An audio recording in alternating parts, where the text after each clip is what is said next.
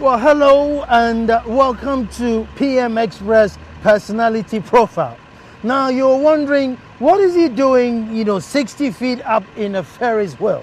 Well, I'm here to talk to the man who created this thing. 22 years ago, this was created here, and I think in all of Africa, he's the only one who's done it. Now, folks, I am talking to the crusading engineer, and I'm here in Accra in Acapulco Bay, and I think he happens to own it as well. And I'll be going down to his house to talk to him. But before I did, I thought, let me sample this Ferris wheel. And here we are going back down. My goodness, that was a frightening experience. I can't wait to talk to the crusading engineer. But oh my goodness, this is frightening, and I think I'm a bit too old for this. But it's exciting, and I think if you have any kids at home this weekend, you need to come to Acapulco Bay.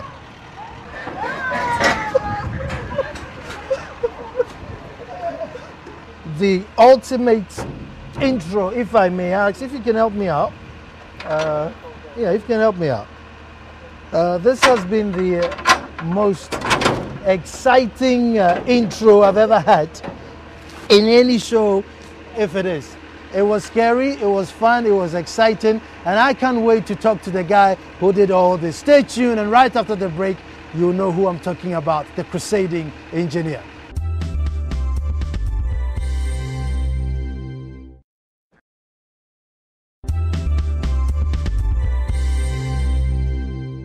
Hello and welcome back to the show. And as I said in the intro, I was speaking to the crusading engineer. And I know by now most people are wondering, well, who is the crusading engineer and what exactly does he do? Well, this guy has won the medal of the Order of the Volta. He has written a book and he has done so much research into how this country can move forward positively. It's a CPP man. He was there. Kwame Nkrumah was there. He's paid his due. And on Monday, I was speaking to Nkrumah on the Super Morning Show, and I asked him, Kojo, I'm going to talk to the crusading engineer. Is there a question you want me to ask on your behalf? He says, Nana, I want to find out what keeps him going. Because even though he's done research and has written books, and everything in there makes sense, and if we even attempted to do one project, we would move forward as a country, we will not do it. So what keeps him up at night, writing his book, doing his research? Well, I'm here to talk to Engineer Robert Wood, and he's going to tell me himself. Welcome, the crusading engineer, Robert Wood. Thank you very much, and greetings to my viewers. And I hope that by the end of the show, I will be allowed to become a disciple, because I have got his book, which is The Economic Repercussions of the Overthrow of Dr. Kwame Nkrumah. Admittedly, I haven't finished reading it, but it's intriguing, some of the facts in this book. And you wonder, have we read it? Are these information available to us? But I just want to go to his childhood. Engineer, now, I knew from your book you grew up in Kumasi. Yes. But then I realized that, you speak Fanti with the family in the house. So I was a bit confused as to whether you're Shanti or Fanti. No, I was born in Kumasi actually in the 30s. Okay. Actually 1937. So I'm 76 years old now. Both my parents were Fantis. They are no more there. My grandparents also were Fantis who are settled in Kumasi years back. I don't know the history, how they came to Kumasi though. Oh, okay. But I hear your granddad was with USC. Yes. Yeah. He was a manager at USC, selling USC goods. Okay. He had been to school, well educated by those standards, of course. Okay. And my father was also educated, but my mother was not. But she learned through this system of education given to illiterates. You remember that system? Mm-hmm. Okay, Sunday school. Okay. So she got her Christian values from there. Yes. The other thing I want to find out is growing up under British rule and growing out under self-governance, which, obviously the CPP got for us. I mean, how bad was it growing up under British rule? Was it that bad? No, we didn't say it was bad, because the population was very small, and the per capita income those days at that time was high. And things were cheap. I mean, I remember my mother was taking a few pesos to the market. You could buy anything for pesos. Was it... you see, at every given time, yes, we claim that things are expensive. I mean, so I just want to find out, at that time, was your mother still complaining that, oh, look, I'm taking all these pesos to the market and I can't get a lot, or it was affordable then and she knew it was affordable? Yeah, it was affordable because most of the things could be got free. You could just go behind your house and pick fruits and vegetables, etc. And if you were to buy, say, tomatoes, you could have tomato, onion, garden eggs, all put together. So life was sustainable. Life was very sustainable. But to remember that in those days, the salary, in fact, when they were building the Kumasi hospital, that was called the G, the worker was getting 10 pesos at that day. And 10 pesos was a lot of money. 10 pesos. So you could buy 3 square meals? For one sardine tin was 10 pesos. Milk was 5 pesos. Corned beef was 20 pesos. Corned beef, just one tin. But the daily worker was getting about 55 pesos a day. And that was enough. I mean, if you got 55 pesos and you could buy one corned beef for 20 pesos and the milk for 5 pesos and the sugar for a few, about 5 pesos, etc. Life was sustainable. So life was good. You could work a day and buy 3 square meals? Yes, you could. If you were working, you could. And if even one person in the family was working, there was enough money that could be earned to cater for the rest of the family. That's now, growing up then, Daddy was educated, Mom went to Sunday school. How did you go into engineering? How did you pursue your career towards engineering? Yeah, through excursions. I think when I was in about class 3, we were sent to the railways, and then we climbed into a locomotive. They were trying to explain how the locomotive works, and I was very excited, by the locomotive. So I decided that, no, this is something that I should also try and follow. That's why I became committed even from those days in class 3, class 4, to go into engineering. Was there support then that, look, this is my field, so I want to do technical stuff?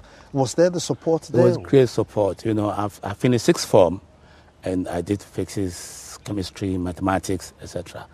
And so those days scholarships were very easy. I mean, the Eastern countries had given Ghana 3,000 scholarships. So I happened to be within the group and went to USSR. We were supposed to go in 1960 ending, but we ended going there exactly 24th February 1961. And when I went there, of course, with high school set, that was very high standing. So, you could virtually bully your mates.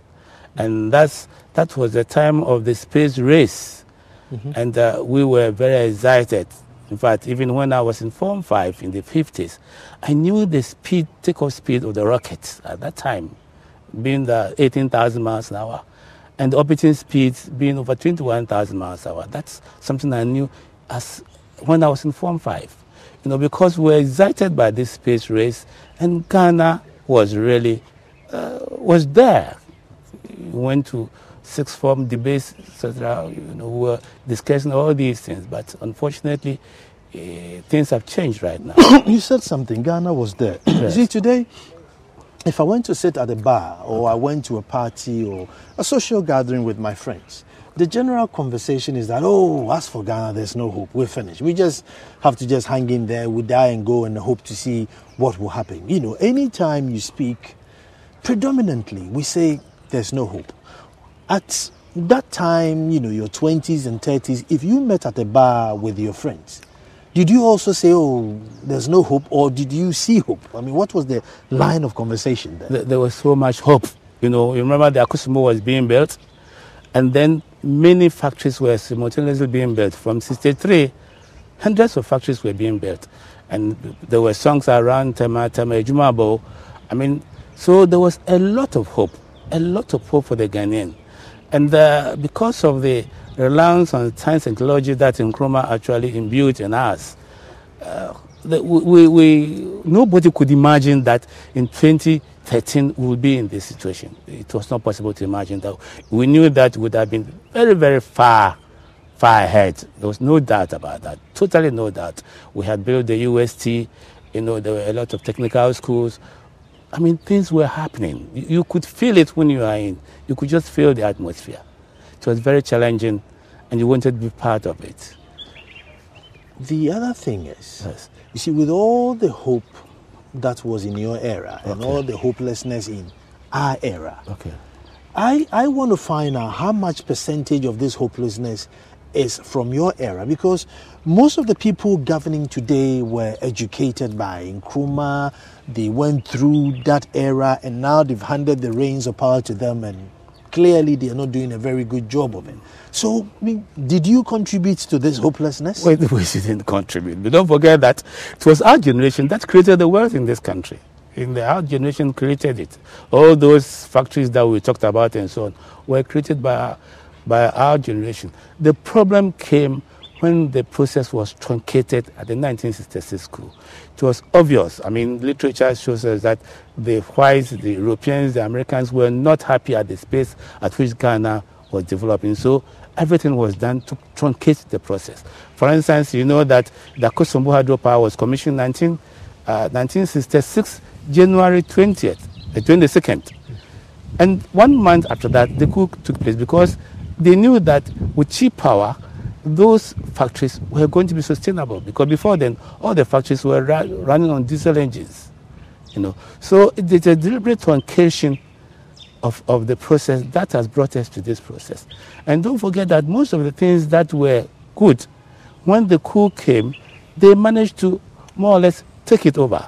For instance, the 22,000-acre rubber, or the rubber factory and the tire factory was sold to the Firestone. Firestone actually came for it. And they wanted to sell the sugar factories, and almost every factory that was viable, they created the impression that virtually the Ghanaian could not make it, so they should dispose of it. And unfortunately, our people went in for the bait, and we lost everything. And we lost even our self-confidence, because those days we had a lot of self-confidence. See, everything that you explain is so blatant and is so clear. How come we never caught on? How come we just said, no, these guys are taking us for a ride? And even till today, we still haven't caught on.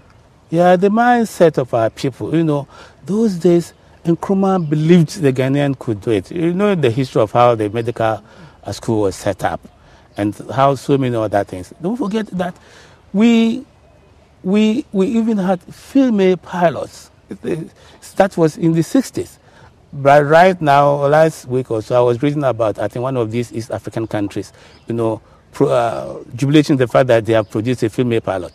When the female pilot was produced over nearly 50 years ago by Ghana. And the whole Ghana Airways staff, everybody at the airport was manned purely by Ghanaians. And they take the Akosombo power plant. It be manned totally by Ghanaians right from the word go. It didn't happen anywhere. So it is the leadership that should really revive this hope in our people, that we can. Because if we cannot, why is it that when our people go elsewhere, they do great things, but when they come here, they are not able to do it? It's just because the type of leadership really kills their spirit. The other thing that I want to touch on is, should we have waited a bit longer to get independence, or did we get it at the right time? Okay. And then also, this desperate measure that Nkrumah took to say that I need to get the whole Africa on board, could we have been a bit selfish a bit longer before starts to worry about the rest of the African continent? No. First of all, I need to explain that at the time that you fought for independence, that's in the 40s, the Second World War had just ended.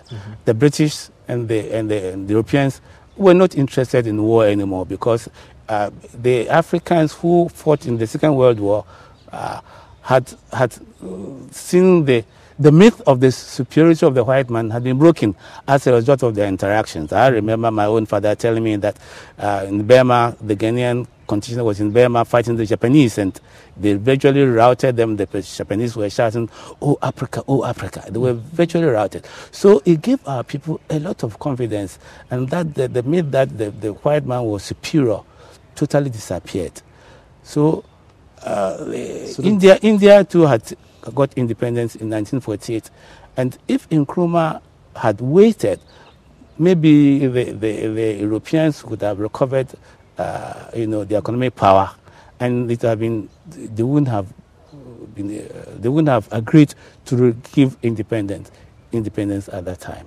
So he timed it very well. My other one was, we hear that he gave, Mali 10 million, he gave Guinea 10 million, and gave, build all these things in Africa to try and get them on board. Yeah. Some African students came to school in Ghana, indeed, to come and better themselves.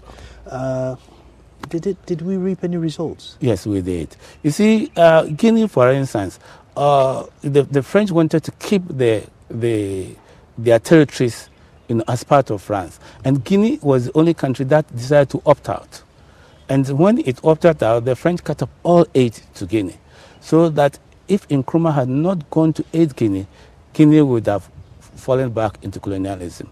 Now, I also knew that because of the resources of Africa, if the African resources were all put together, then definitely we could stand the world, because the Congo alone, the electric power from Congo was enough virtually for the whole Western world. And if we should have such access, then definitely we have to create conditions for our people to link up with us. So some of them came for education here, and we set up the Ideological Institute to conscientize them. Mm-hmm. Everything was done to bring them together. But don't forget that at that time, the Americans and Europeans were aware of this, and they wanted to keep these countries under them. So they did everything possible to try to derail the whole process. And unfortunately, our people could not see through this. The other thing which I won't necessarily say anti-Nkrumah, but they say that he was too intolerant and not democratic and impatient. And, they cite example that, Mandela had the same fate. He went in for 27 years, came back and was hailed, but there was no way Nkrumah was going to, take it lying down, and that made him too oppressive. I totally disagree, because, you see, from the 60s, in fact, as early as 1963, he started this industrialization program. And don't forget that every project that Nkrumah tackled was resisted. The motorway was resisted, and people jubilated because the motorway was truncated, because they get the false alarm. The hydroelectric dam itself was opposed in Parliament. I remember I've forgotten the name of the person who was leading it. Every Tema Harbor, all the projects were opposed. But because of his own exposure in the United States, he knew the benefits of these projects, so that he persisted to make sure that the projects were implemented. And definitely he did cultivate some misunderstanding, enemy, those people who were hoping that these programs virtually did not survive. Could he have done more in terms of, I don't know if educating or sensitizing or letting the people know that they needed it, rather than, you don't know you need it, so just come along with me? Because it feels that the reason why everybody will oppose is that, I come in here and say, that's a pint of blood, you need it, without me telling you that you are anemic. You see, that's what I'm saying, that it was a truncation. Don't forget that he sent virtually hundreds of people to universities outside in those days.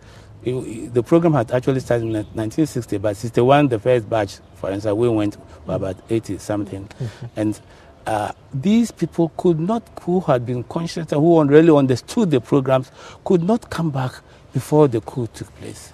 And those forces against were aware that if these people came back with the right knowledge, with the explanation, etc., they would not succeed in their attempt to overthrow him. So they just made sure that the people with the right knowledge and understanding did not, could not take power before he was overthrown.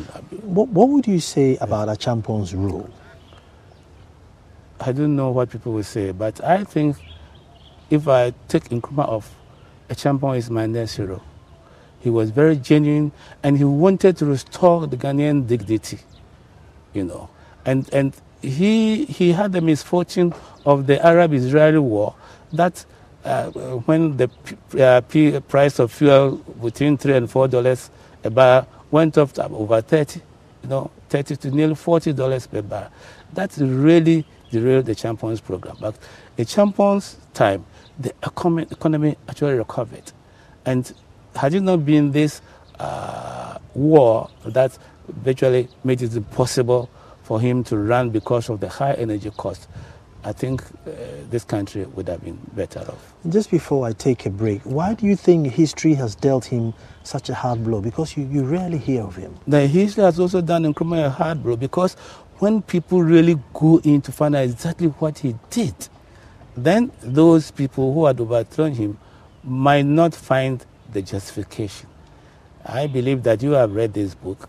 I've seen people who had opposed Nkrumah very strongly, and who, when after they have read the book, they have changed their mind, because people were not aware what was happening. We had accompanied some soldiers who were taught some of these factories, you know, the sugar factories, and they were crying that they didn't know that's what was happening. Things were taking place in this country. Let me take a quick break and I'll come back. When we come back, we're delving into the book. We're looking at the Almond project. We're looking at the solar project. We're looking at some of the things that Nkrumah put in place for agriculture. And you'll be amazed that are all these things still possible to us today, or have we missed the boat? Stay tuned.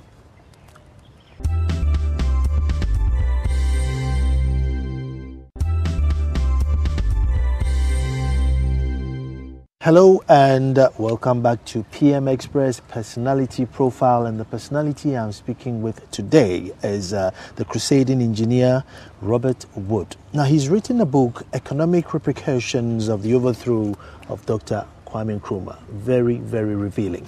Now, there's a chapter in the book that talks about the almond as a wealth creator, third wealth to first by one touch.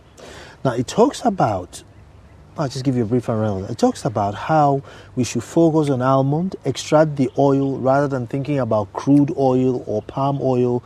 It's an area which the crusading engineer thinks we might be missing the boats. Goes further to say that we can do 7 million hectares with 2 million bodies. I mean, there's enough youth around today doing nothing. And from that, per capita income would go to somewhere about $10,000 per capita income. So you ask yourself, is it possible? Why are we not doing it? Engineer, I read this chapter and I was like taken aback, blown up, because have you simplified it too much, or this is what it is, that we should mainly plant almond? They don't require that much water, they don't require that much process, and the tonnage and everything seems to add up. Okay. There is a man called Nana Abra. He is in the Kwewo area. Mm-hmm. He's been in this almond thing for about 8 years now. We had his plantation in the eastern region, etc. And so we gathered this information practically from the data that he saw. Okay. So the figures are right. The almond is a very fast-growing tree. They call it Abrafonkatia. Yeah. 2.5 years it grows, and it's a prolific cedar, giving a lot of fruits. And the almond oil is one of the most expensive oils in the world. If anybody can go to the net right now, it's about $12 to $15 per kilo or per liter. Mm-hmm. That's a lot of money. That means that it's about if it's multiplied 1,000, it's about $140,000. Is it $14,000 per ton. I mean, palm oil, the highest price was somewhere I think $1,500. I mean, it used to be $200 to $300 and so on. $14,000 is a lot of money. So that, and it grows, with marginal rainfall between some around 25 inches, about 36 inches, which is the normal rainfall all over the country. And because of that, it has also important uses, medicinal uses, and some other qualities that I don't want to mention because people don't go and attack the tree immediately. So we looked at it and said, now this is something that we can use mass mobilization of the population to go in and then make money, because plantations are always sustainable. I mean, the backbone of the Malaysian economy is from plantations. You have large numbers of people can be employed. You have huge value addition chain, and this one you have carbon credit because it has a lot of leaves, so it absorbs a lot of carbon. I mean, under normal circumstances, you have a pristine forest, the carbon absorption is about 200 tons per hectare. The almond is able to give you about 100 tons per hectare of carbon absorption. 7 million hectares. Okay.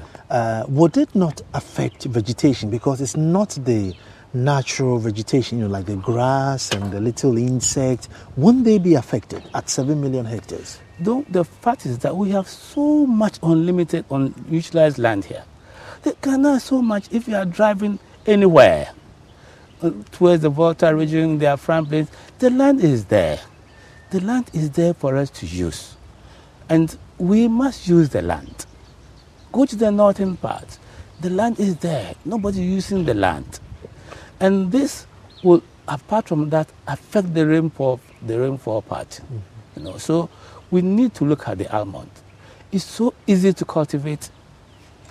How about the extraction of the oil? I mean, the extraction of the oil, there's only bottleneck is how to extract the kernel from the very hard seed. Now, with the help of this young man, Almond, we have managed to devise a machine that is able to crack it. In fact, what it does is that it eats up the flesh, the cover, gradually until the kernel is reached, and then it drops out. We have some working models and so on. That is the only serious bottleneck. But the almond oil, if you have nothing to do, it can be used for power production. It can be used for all sorts of things. The cake itself, 42% protein, is a good material for human consumption and for animals, like the poultry. The poultry industry is collapsing because of the high cost of feed. The almond will give you an alternative high-quality protein to replace soya bean or other fish meal, etc., which you can use to reactivate your poultry industry. So we are asking that Ghana government should look at that plant very, very seriously. In fact, about 3 years ago, the ILO was highly fascinated, and we prepared some special report for the ILO. And I think the ILO even proposed to the government to look at this crop, but somehow nothing happened. And the crop is totally underutilized. It has very, very high potential. You see, when we were growing up, there was a brofuncat here in almost every house. That's good. You had either the yellow fruit or the red fruit; it didn't matter. And we used to, eat out, eat the outer part, get a stone, crack it, and then eat the nuts in the middle. But somehow they seem to have vanished from all households. People are cutting them down because it gives a lot of leaves, drops, and that creates a problem. But you have to know that every tree that produces shares a lot of leaves is a hard tree. So the almond is a very good hard tree for furniture, for timber. And it grows very fast, and you can control its growth in such a way that it can go straight or it can branch out depending on how you throw it. So we have to look at it seriously. But if you permit me to deviate a bit on this energy, I'm worried about the energy thing that is happening in this country. I was going to take you to solar. Because I've heard you mention so many times about where we are on the equator and how much energy we get from the sun. And it is a topic that I cannot leave here without, talking about it, because, this morning, power cut. Yes. And we're sitting here, power cut. 2013, sometimes you seem to run out of excuses that in 2013 there's a power cut. Okay. Other jurisdictions have connected gas to their house. You just buy a cooker, connect it to the gas, and forever there's gas coming. So to say that there's a power cut, sometimes it gets embarrassing. Yes. So I think I did tell you outside this camera that when you are around the equator, the energy, the sun's energy is equivalent to 1,500 watts for a square meter. Now in the temperate climate, you don't exceed 1,000 watts per square meter. Now this year, the American energy, all the new energy systems introduced in America, 49% was on solar. The world is aware that solar is now the ultimate solution. And the war between China, Europe, and America on solar, because new solar systems are coming, these three-dimensional solar systems that will give you about 350% more energy than the present one. And I am worried because South Africa, which is between latitude 29 and 35, is going for 5,000 megawatts of solar. Yes, 5,000. You are 4 degrees on the equator with 1,500 watts per meter, and you appear to be like a desica. Is it the cost, engineer? Is it the cost that we're running away from, or the technology? The initial cost. When you finished, you don't have any costs. But the point is that why is it that Europe, America, everybody is going that way? Why are they not complaining about the cost? Why are they not complaining about the cost? If it's not sustainable, why would America energy production for 2013 49%? And America has also decided that by 2030, 20% of energy should come from the wind. And here we sit on a wind corridor on the Volta Lake. We have explained that the Volta River is on a wind corridor, and that wind is what is creating the problem in Ghana with the loss of insufficient rainfall, because this corridor, when the rain-bearing clouds coming from Nigeria reaches the Akosombo area, it is dispersed. So you lose rains. It only gathers energy when it reaches the central region and peaks in the western region. And this disturbance helps it to produce the salt, because it's the evaporation of it. That's why you have salt in Ghana, you don't have it in Nigeria and Ivory Coast. So the wind is there. Would have explained that the Volta River itself is a very slow moving water. The gradient is 0.002. So that if boats are capsizing there, it tells you the wind is creating it. So let us do the wind. We have put calculations there, we've made calculations. We can get over 30,000 megawatts of wind power there. We are prepared to debate anybody who disputes this. The Volta River itself, it was calculated to produce 4,300 megawatts. Some people are disputing that it has lost that capacity. Then what we are saying is that if it's lost that capacity, why is it that 2011, Ghana, we were spilling 40,000 tons of water per second that could generate 20 Akosombo hydropower? So if we have done all the 7 cascade stations, that is, each one would have held a lake containing some water, and we would have spilled 40,000 tons per second. So those who are saying that it has lost its capacity, then my question is that if it's lost that capacity, why would you have to spill 40,000 tons per second as recently as 2011? You see, as a layman, if we dam the lake or the river again, aren't we going to flood, furthermore of our lands and displace more people? I'm just asking. But as soon as you dam, you seem to flood an area. You have to look at the benefits. Those areas are sparsely populated areas. They are very sparsely populated areas. But it depends on what you do with your lake. You have about 400 miles of inland lake, and you are importing fish. What is the sense in it? That kind of water spilling into the sea, when we did calculations using the world population as 6.7 million, we could get 9,125 grams of grain using that water spilling into the sea for irrigation, for production of grain. this poverty we are in is a self-imposed poverty because we have refused to plan ourselves out of the difficulty.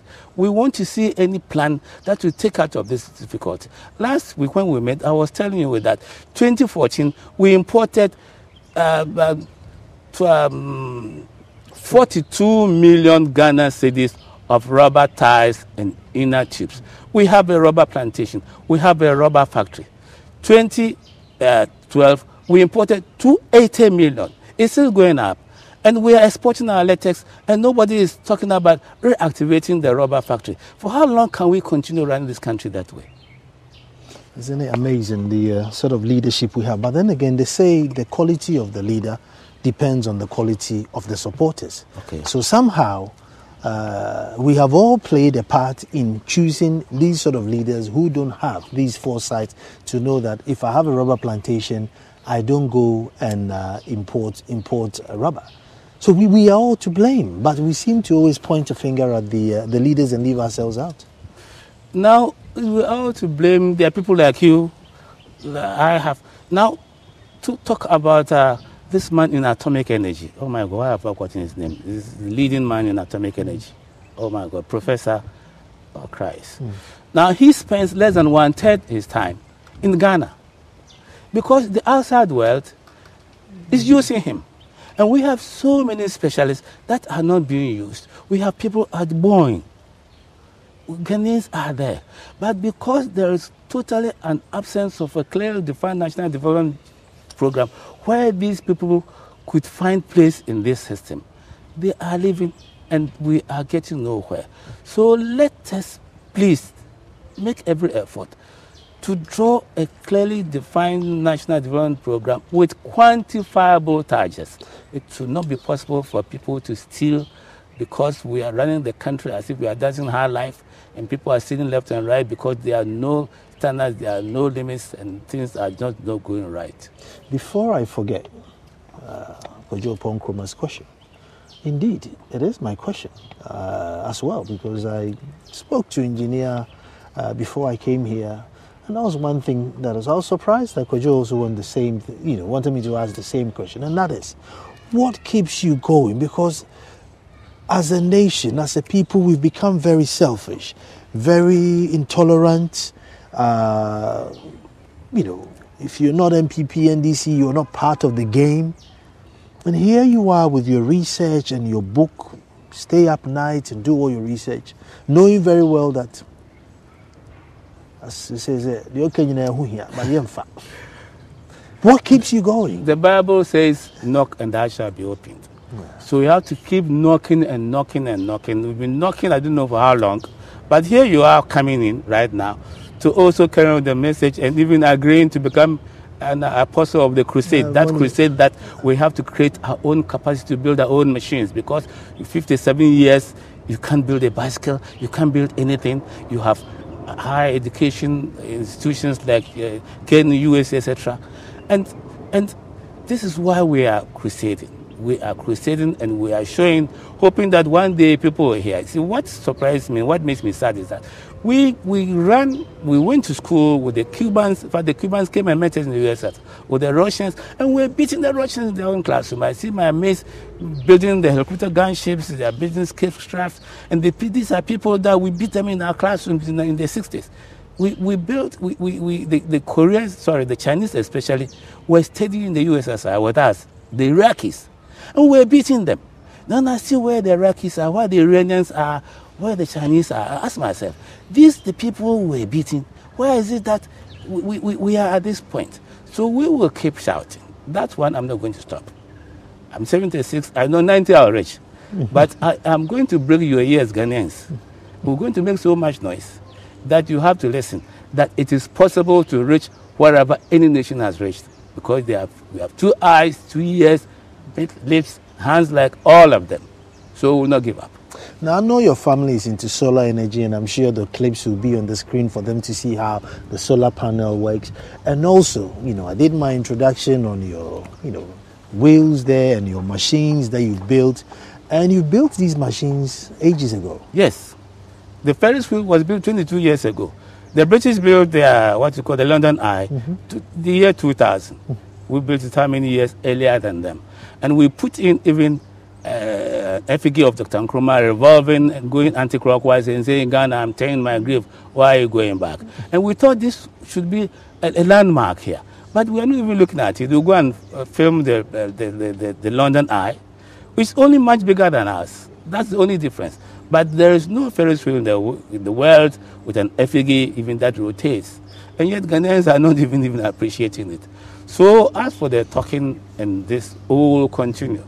So the Ghanaians should be ready to tolerate or intolerate me, because with the help of you, like Nana and others, we are going to reach your homes and tell you that it is possible for Ghana to reach wherever any nation has reached. And we have immense opportunities because we are in a tropical country.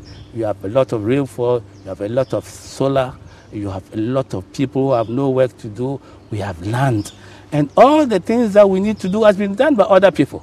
Engineer, so how can you make a mistake? There's a Dr. Matthew Tete that you speak about in your book. Yes. Who found out why the ant hill doesn't get damaged in the rain. Yes. And but our mud houses were. So this technology, tell me about this. Yes.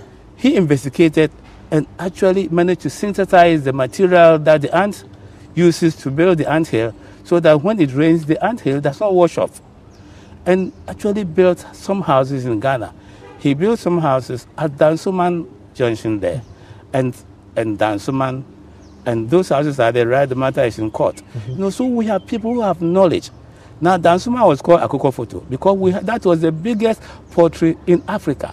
We had the biggest dry dock in Africa, in Tema, it's 100,000 tons. What do you do with it? We had the refinery also 50 years ago. What do you do with it? We had boat yards. What do you do with it? And then we go to FPSO to buy the FPSO.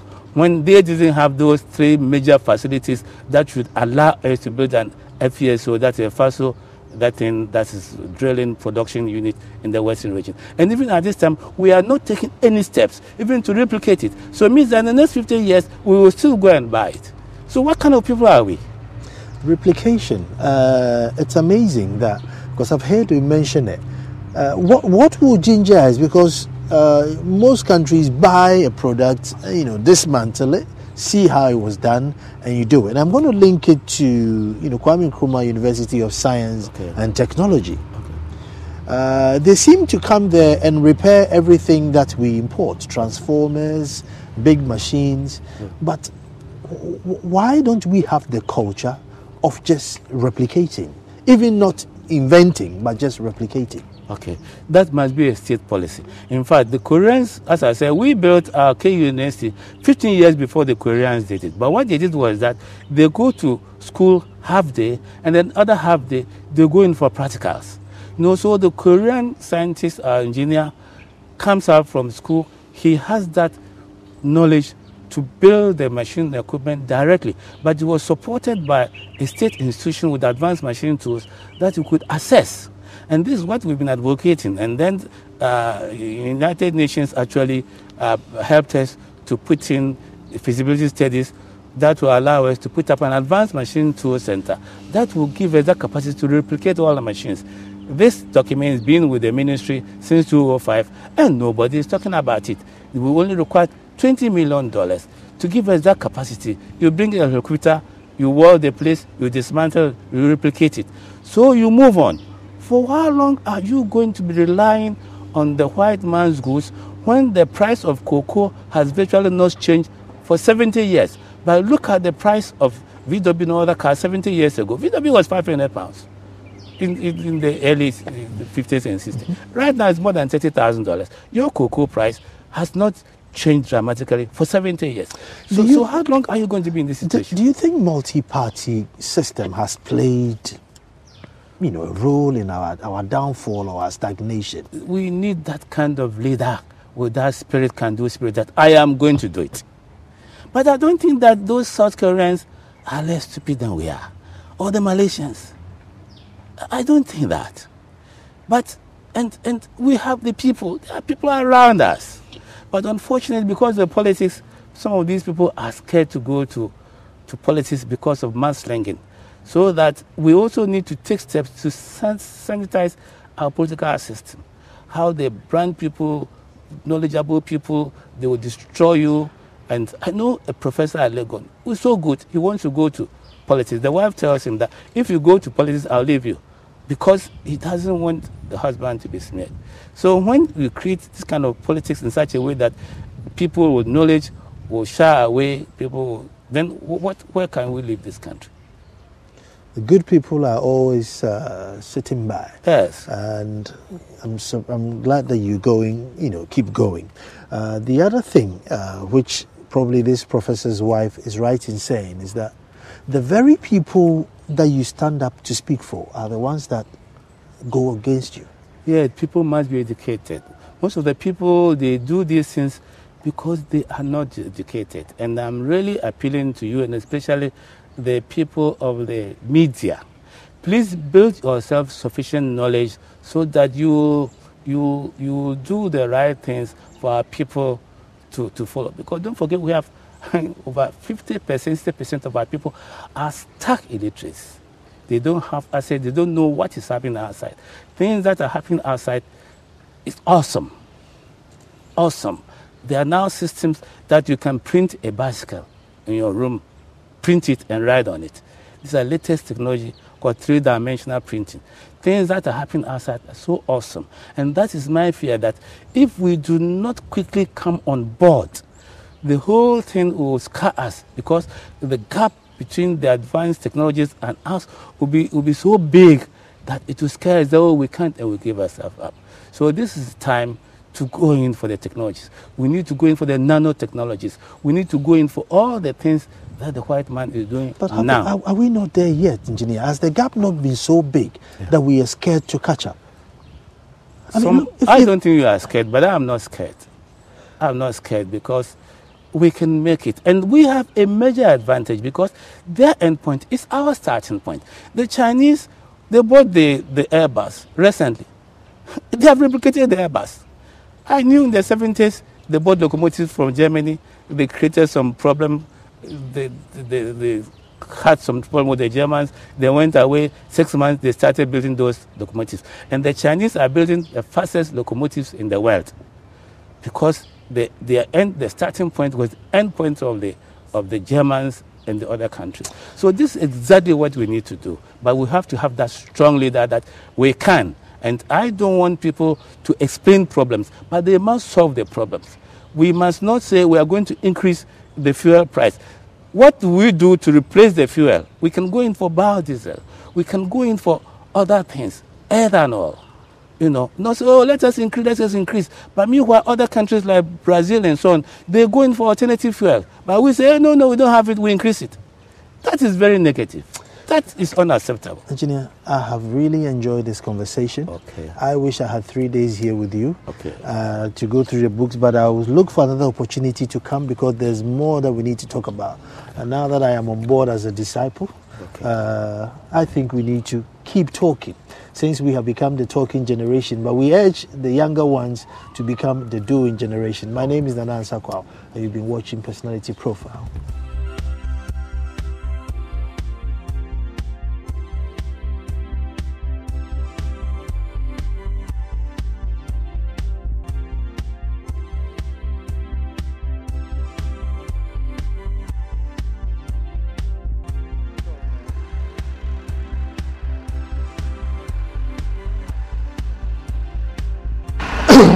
As you can see, my crew sampling all the fun things on site.